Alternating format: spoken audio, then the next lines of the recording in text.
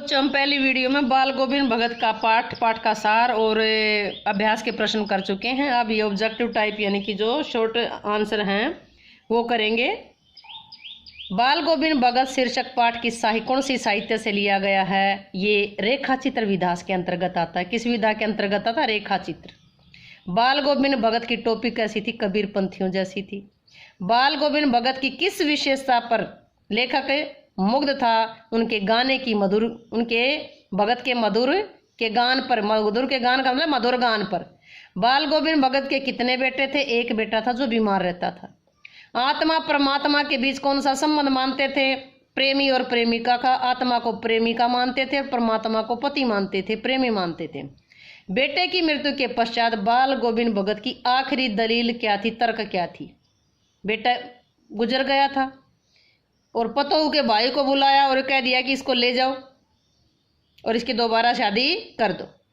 लेखक ने बाल गोविंद भगत की आयु कितनी बताई? लगभग 60 साल से अधिक बताई। बाल गोविंद भगत ने पुत्र की मृत्यु के उपरांत पतोहू को रोने के बदले क्या कहा? भी रोएगी नहीं, उत्सव मना। क्यों उत्सव क्यों मनाए? उत्सव का मतलब खुशी मना। परमात्मा के पास, आत्मा परमात्मा के पास चली गई है, भी रहनी अपने पति के साथ पास चली गई है।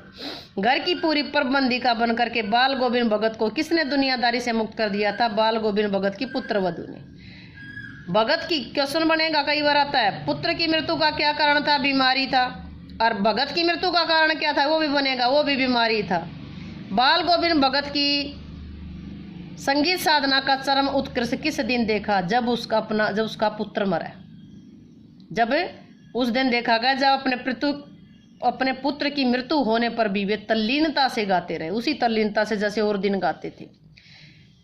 बहुविकल्पी प्रश्न देखिए। बाल गोविंद भगत शीर्षक पाठ के लेखक है राम वृक्ष बेनीपुरी। पाठ है बाल गोविंद भगत, लेखक है राम वृक्ष बेनीपुरी। बेनीपुरी का पाठ कौन सा है? बाल गोविंद भगत। आयु कितनी थी? अभी हम पहले पढ़ चुके हैं। बाल गोविंद भगत की आयु थी 60 साल से अधिक। किसके आदर्शों पर चलते थे? कबीर के आदर्शों पर चलते थे। कैसे कद के थे? मंझोले कद के थे। पाठ है बाल गोविंद भगत, लेखक है राम वृक्ष बेनीपुरी। भगत की आयु कितनी थी? 60 साल से अधिक। किसके आदर्शों पर चलते थे? कबीर के आदर्शों पर। कैसे कद के थे? मंझोले कद के थे। अपनी फसल को कहाँ ले जाते थे? पहले कबीर पंथी मठ में ले जाते थे। कहाँ ले जाते थे? कबीर पंथी मठ में। लेखक ने रोपनी किसे कहा है? रोपनी होता धान की रोपाई, धान के पौधे लगाना, रोपाई करना। बाल गोविंद भगत खेत में क्या करते थे? धान के पौधे लगाते थे। धान के रोपनी किसको कहा जाता? धान के पौधे को। धान के पौधे लगाने उनको धान की रोपाई कहते हैं। खेत में क्या करते थे? धान के पौधे लगाते थे। उनका रंग कैसा था? गोरा चिट्टा था। भगत का रंग गोरा चिट्टा था। मंझोले कद के थे। 60 साल से अधिक की उम्र थी उनकी। बाल गोविंद के भगत के गीतों का कौन सा भाव था? ईश्वर भक्ति का भाव था। मतलब गीत कौन से गाया करते? वो ईश्वर भक्ति के गाया करते। तेरी गठरी में लगा चोर मुसाफिर जाग जरा। यह मुसाफिर किसको कहा गया? मनुष्य को कहा है। जो भजन गाते थे, शब्द गाते थे, क्या था? मुसाफिर किसको कहा गया? उसमें मनुष्य को कहा। कार्तिक मास के आने पर बाल गोविंद भगत क्या करने लगते थे? प्रभात फेरी शुरू करने लगते थे। क्या शुरू करने लगते थे? प्रभात फेरी। क्वेश्चन बनेगा, बाल गोविंद भगत की प्रभात फेरी कब से शुरू होती थी? आषाढ़ मास से, फागुन यानी कि कार्तिक से शुरू होकर के, कार्तिक का मतलब जो दिवाली आती है अक्टूबर नवंबर के महीने में मान के चलो, और फागुन तक चलती रहती थी, यानी कि होली तक चलती थी। बाल गोविंद भगत के संगीत को लेखक ने क्या कहा? जादू का।